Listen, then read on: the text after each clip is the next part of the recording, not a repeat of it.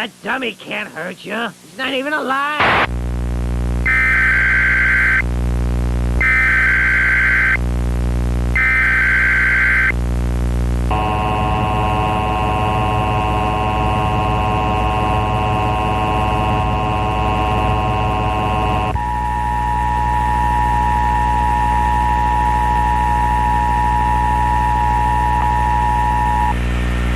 A coordinated monthly test of the broadcast stations in your area. Equipment that can quickly warn you during emergencies is being tested. If this had been an actual emergency, such as severe weather or other man-made or natural disasters, official messages would have followed the alert tone.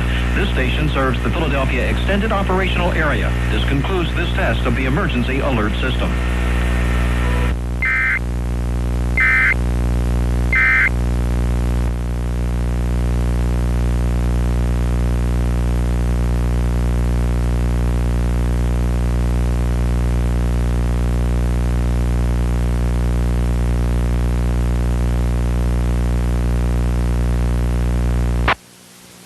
What the hell was that?